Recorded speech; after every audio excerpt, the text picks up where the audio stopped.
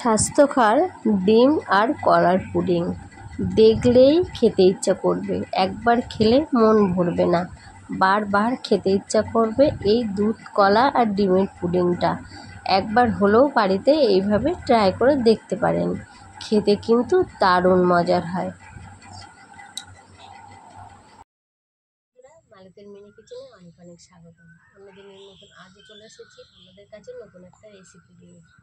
কলা তো অনেক, কিন্তু বানাবো কলার পুডিং। এই কলার পুডিংটা খেতে কিন্তু ভীষণ স্বাস্থ্যকর, খেতেও তেমন দারুণ মজার আর হেভি টেস্টি হয়। তো চলুন তাহলে এই কলার পুডিংটা আজকে আমাদের তৈরি করে দেখাবো। বন্ধুরা, প্রথমে কলার পুডিংটা তৈরি করার জন্য আমি ক্যারামেলটা তৈরি করে নেব। উনানটা ধরিয়ে নেওয়া যাক।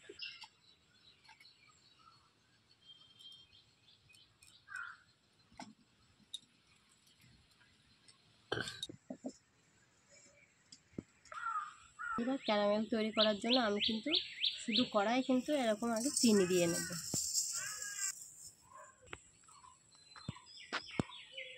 আমি একটুখানি জল দেব, কিন্তু এটা নাড়তে থাকবো। দেখুন ক্যারামেলটা কিন্তু আস্তে আস্তে তৈরি হচ্ছে।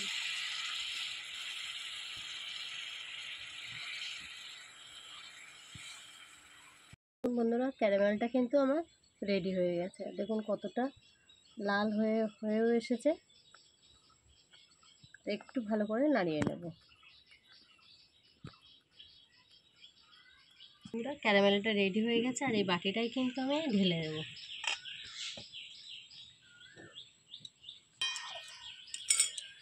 বাটিটা ঘুরিয়ে কিন্তু এরকম সারা বাটির গায়ে কিন্তু এরকম লাগিয়ে দেবো।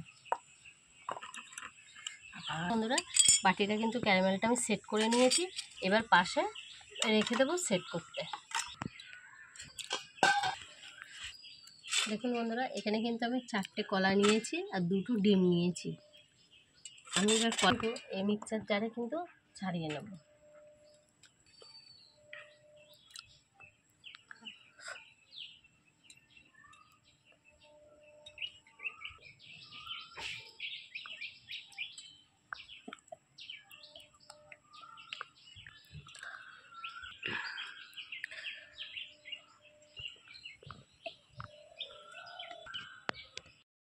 আর এর ভিতরে কিন্তু আমি 2টো ডিম ফাটিয়ে দেবো উঠুক তারে।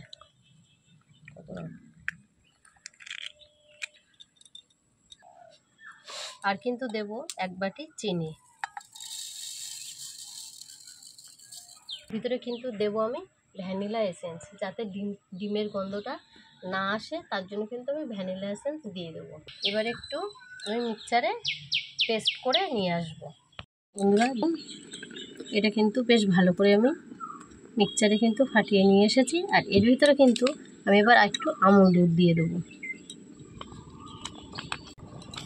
এটা আবার একটু ফাটিয়ে নেব। কিন্তু আমি এই বাটিটার মধ্যে কিন্তু এটা ঢেলে দেব।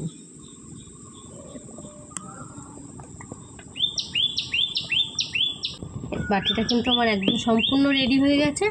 আর দেখুন গরম জল বসিয়ে দিয়েছি আর একটা স্ট্যান্ড দিয়েছি, আর এই স্ট্যান্ডের মধ্যে কিন্তু এটা বসিয়ে দেবো। আর একটা ঢাকনা দিয়ে একটু বেশ কিছুক্ষণের জন্য একটু ঢেকে দেবো। বন্ধুরা, মানে আমি বেশ 20 থেকে 25 মিনিট হলো ফুটিয়ে নিয়েছি। আর এটা এবার খুলে দেখব। দেখুন কিন্তু একদমই মনে হয় রেডি হয়ে গেছে। আর আমি কিন্তু এই ছুরিটা দিয়ে দেখব এটা কেমন হয়েছে। যদি কাঁচা থাকে তাহলে কিন্তু ছুরির গায়ে লেগে যাবে। আর দেখুন ছুরির গায়ে কিন্তু কিছুই লেগে যাচ্ছে না, মানে পুডিংটা কিন্তু আমার একদম কমপ্লিট হয়েছে।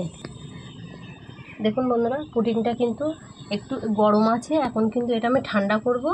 ঠান্ডা করে কিন্তু আমি একটু ফ্রিজে আধ ঘন্টা রেখে এটাকে ঠান্ডা করে নেব। তারপরে আমি আধা ঘন্টা পরে ফিরে আসছি। দেখুন বন্ধুরা, এই পুডিংটা কিন্তু আমার অনেকটাই জমে গেছে। আর এটা কিন্তু আমি একটু ফ্রিজে রেখেছিলাম কিছুক্ষণের জন্য সেট হওয়ার জন্য। এবার কিন্তু পুডিংটা আমি এই ধারগুলো কিন্তু আমি ছুরির সাহায্যে কেটে নেব। দেখুন সহজেই কিন্তু এটা ছাড়িয়ে যাচ্ছে। আর দেখুন কতটা সুন্দর এটা জমেছে। প্লেটের ওপরে দিয়ে কিন্তু আস্তে আস্তে উল্টে নেব।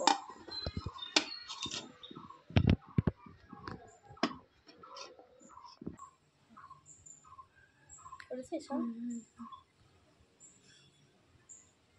দেখুন বন্ধুরা কতটা সুন্দরভাবে এটা জমেছে, দেখতে কিন্তু অনেকটা অসাধারণ লাগছে। এটা কিন্তু বেশ সুন্দর লাগছে। এটা কিন্তু একটা হেলদিযুক্ত খাবার, যেহেতু ডিম আর কলা দিয়ে কিন্তু এটা বানানো।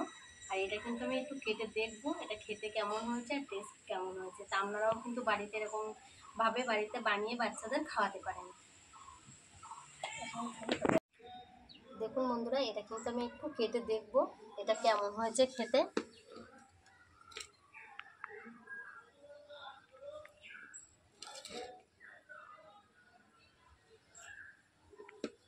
দেখুন একবার কতটা সুন্দর হয়েছে আর কতটা পারফেক্ট হয়েছে।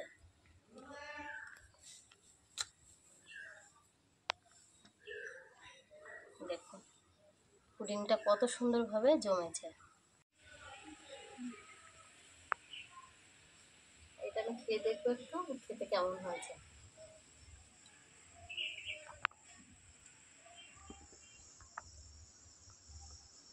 বন্ধুরা পুডিংটা কিন্তু দারুণ হয়েছে।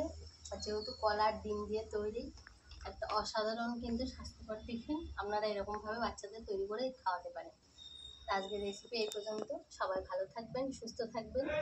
নিয়ে আসছে একটা পরের রেসিপি।